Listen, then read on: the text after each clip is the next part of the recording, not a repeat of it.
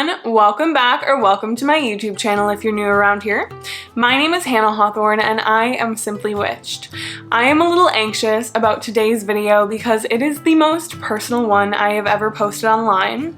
As you can tell by the title, today I'm going to tell you the story of how I became a witch. I always get asked this question. It is really the big question within the witchcraft community.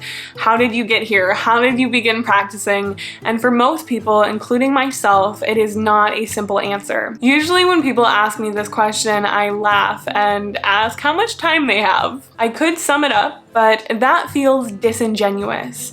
It also makes it feel like it was a quick and easy transition when it wasn't. I have struggled with my faith my entire life, and it has taken me so much work to get where I am now. And I don't say that to be like, wow, look at me, I have everything figured out. I say that because I know a lot of you watching have probably struggled or are struggling with the same issues that I dealt with for a really long time. I was living in a constant existential crisis for years, and it was really difficult. I'm sharing this in hopes that you will find some solace in this story if you are going through something similar, and just so you guys can get to know me better. Before I get into it, I want to say that I am in no way bashing Christianity. Your faith is entirely your own, and you should decide what that means for you. I am not trying to influence you or sway your religious beliefs, so I would appreciate if no one did that in the comments. I would love to hear if you have a similar story to mine or one that is entirely different, because on this channel we have religious tolerance for everyone and we celebrate one another. So please be respectful to myself and others down below. Talking about your faith is extremely vulnerable, and I want to create a safe space where we all feel comfortable to do that. Just be nice, and with that being said, let's go back to the beginning. I was born in a small town in Minnesota. My mom's side of the family is Lutheran and my dad's side of the family is Catholic, so we're already off to a great start. Growing up, everyone I knew was Christian, either Protestant or Catholic. I consistently went to church, regularly attended baptisms and confirmations, weddings and funerals there. I was born into it and I didn't know any differently. I went to preschool at church. My family said the blessing before every meal and I prayed every night before bed. It was just what we did. As a kid, I don't think I realized that there were other religions. I thought Christianity was it. And growing up, it wasn't like I even believed in the Christian God. The Christian God was real. Believing implies that you have a choice, and I didn't. And that presents an interesting dynamic for me now because I don't believe children should be indoctrinated into any religious practice, but I understand why it is so common for Christians to do it and why my family forced it on me, because someone forced it on them. We had the same experience. They were told, like I was told, that I was a Christian, and when I died, I would go to heaven if I lived my life in step with Jesus, and if I didn't, I wouldn't. And that's a really heavy burden to bear, but the path is all laid out in front of you and all the rules are written down, and if you don't question them and you don't question why things are the way they are, it's a really easy path to go down. And I just want to reiterate that there is nothing wrong with going down that path, with being a Christian. I am just speaking from my own personal life experiences and the things that I have seen others experience around me. And I think that's what happened in my family, and I think it happens for a lot of people who just take on the beliefs of the people that came before them without introspecting about what they personally believe, because that is what they were supposed to do. They didn't question it. They were Christians and they believed in the Christian God because there wasn't really an alternative. Their God was real in the same way that the sky is blue, it just was. And that was really hard for me. I have always asked a lot of questions. I needed to know the answers to things and I couldn't take them at face value. And I know now that probably stems from the fact that I have a lot of placements in my 8th house. From a very young age, I remember asking the adults in my life questions about God and the Bible, and often they seemed very confused. Like they had never questioned these things, so they were not prepared to answer them. And I got a lot of I don't knows and a lot of that's what having faith is for. I was told that having faith meant to ignore my doubts and ignore my questions. And from a very young age, I couldn't look at facts and say that they were wrong because my God existed. When I was a kid, I wasn't questioning my faith because I was trying to dismantle it. I was trying trying to dive deeper into it. My questions weren't coming from a place of disrespect, and I think that's what a lot of the adults in my life thought. When I started asking deeper theological questions, most of them responded like I was attacking them or trying to undermine their beliefs when I wasn't. I was trying to connect to God, and I was trying to strengthen my own faith. One thing that I questioned really early on was Judgment Day. And if you've never heard about it, there's supposed to be a second coming of Jesus Christ. It is the final trial for all of mankind, and when Jesus gets here, everyone that has lived or died will be judged for their time here on earth and rewarded or punished based on how they spent it. One of the absolute things that you have to do to get into heaven is accept Jesus as your personal savior. And to do that, you have to know Jesus. You have to be taught the gospel. And very early on, I was like, well, what if you speak a language that the Bible hasn't been translated into? What if you have never been given the opportunity to hear the gospel? Or what if you lived before Jesus? Because if Jesus were alive, he would only be 2,022 years old.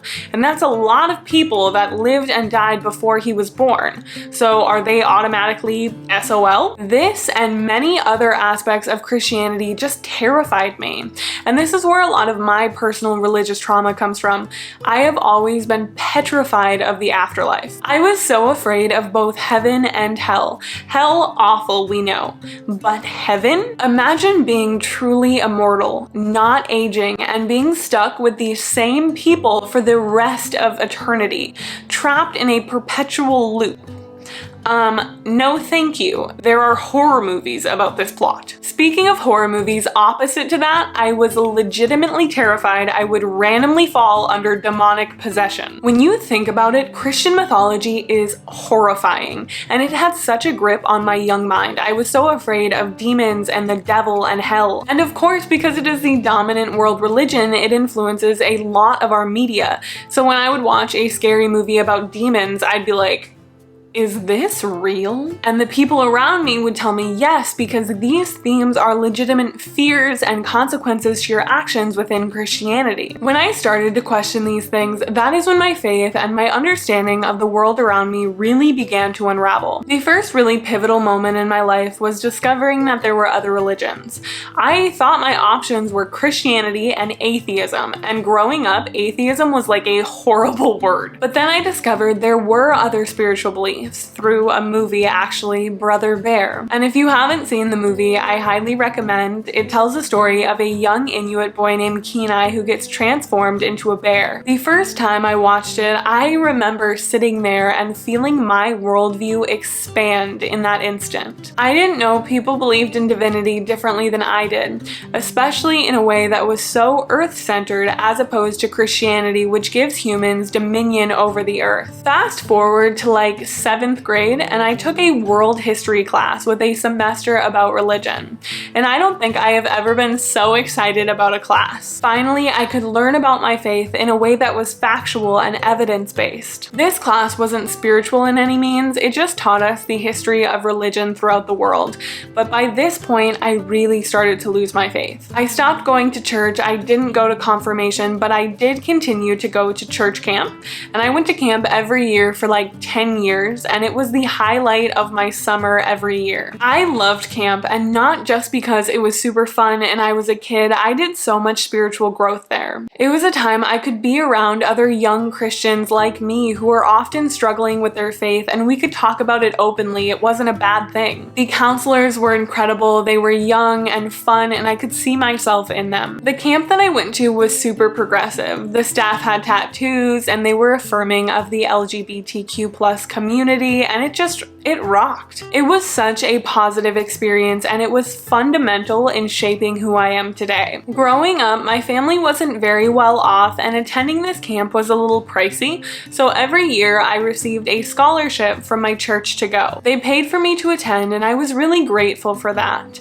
My last summer going to camp was the summer before 8th grade, and by that period I was no longer a Christian, but I still got a lot out of going. Throughout high school, I wasn't very spiritual because, like a lot of of other teenagers, I just had a billion things going on, and that didn't leave a lot of room for a spiritual practice. Because at camp, I felt divinity, and to this day, I have never felt a more sacred space than I did there. Plus, I always knew I wanted to give back to that camp because it gave so much to me. So in 11th grade, I decided that once I graduated, I was gonna go back and be a camp counselor, and that's exactly what I did. I graduated high school early because camp started before I got out of school, and instead of walking the stage, I packed up my car and I drove across the country to Minnesota, because by that time I was already living in Florida. And at 17, I began working at church camp as an agnostic person, and by the end of that summer, I was a pagan witch. I did lie to get the job. I told them that I was very Christian, so if anyone from camp is watching,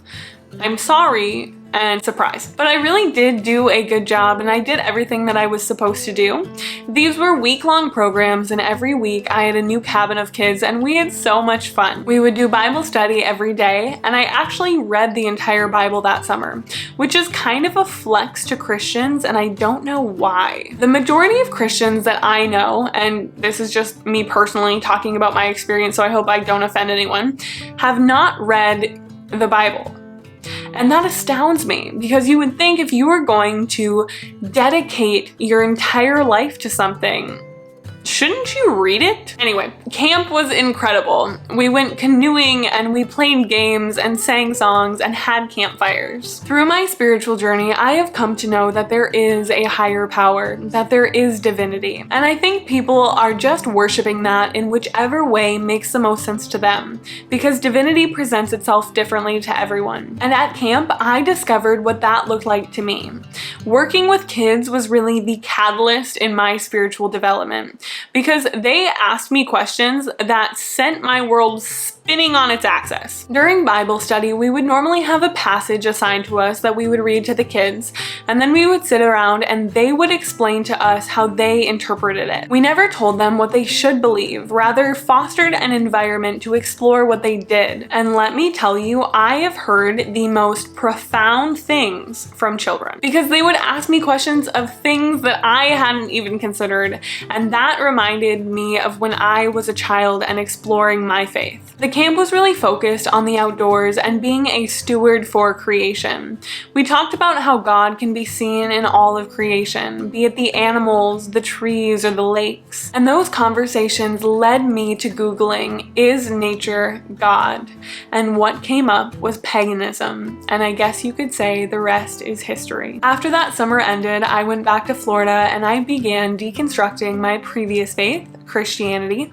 I had a lot of work to do. And then I began my quest of learning everything I could about paganism, earth-based spirituality. Shortly into my research, I discovered the word pantheism, and that was the ultimate aha moment for me. The alarm bells were going off and the stars felt like they were aligning, and it cleared my skin, did my taxes, and healed my inner child. Christians are pantheists. This means they believe that divinity encompasses all of the universe, but extends beyond space and time. And I'm going to put up a helpful infographic for this. They believe that God created the earth that we live on, but ultimately there is something much greater than the natural world, heaven and hell. Within Christianity, the world doesn't really matter because it is not the destination. It is a hurdle that we have to overcome, a roadblock, and that has never made sense to me. Pantheism, on the other hand, is the belief that the universe is God. I believe that the combined forces of nature are God, and conversely, there is no God outside of the combined forces of nature. Do I believe in an afterlife? I don't know, and it doesn't matter to me anymore. Whereas I used to become paralyzed with fear when I thought about it. Now I can say that I wouldn't live any differently based on whether or not there was an afterlife. I'm not a good person because I want to get into heaven. I'm a good person because I want to be a good person. And while I am here, I am going to love the earth, because that is the only thing that we are guaranteed. Paganism was a natural segue into witchcraft, and I began building a practice. But because I had just come from Christianity, I had a really negative connotation of religion and I wanted nothing to do with it. For this reason, I tried my best to stay away from Wicca. But over time, I naturally built a very Wicca-centric practice. And this is where my next existential crisis begins. My relationship with Wicca is very up and down. I am not initiated, but I have a lot of love and respect for Wicca, and it highly influences my practice. And during the last year or so of my practice, this has left me in a very strange spot, especially with the added pressures of putting my practice online. I feel like I have to have all of the answers, and I think it's time to have a very honest conversation about Wicca. So that is exactly what I am going to do next week with my first collaborative video on my channel with the help of one of my best friends, Ella Harrison, who is another practitioner that has a very Wicca-centric practice. If you don't know her, definitely go check her out. We have a lot of the same feelings, love, and struggles about Wicca, and we're gonna get together and just talk about it. Wicca has been a really hot topic online in the past year or so, and Ella and I have a lot of the same feelings about this subject. Both of us have a lot of love, but also grievances for the religion, and a lot of thoughts on the discourse that has been circulating amongst the internet. And that video will really be the next chapter to this one, where I will talk about my personal experience navigating this journey of witchcraft and paganism. So that is all I have for you today. Thank you so much for watching. If you enjoyed today's video, please like, subscribe, and turn on the bell notification because I put out new videos every week. To keep up with me between uploads, make sure you follow me at Simply Witched across all platforms. I also have a Discord, so if you would like to join our community, there will be a link to all of that stuff down below. Since you made it to the end of the video, I am going to tell you a secret. This is something that only me and you will know, and today I'm actually going to show you something. So until next time, have a magical rest of your day, blessed be, and bye everyone.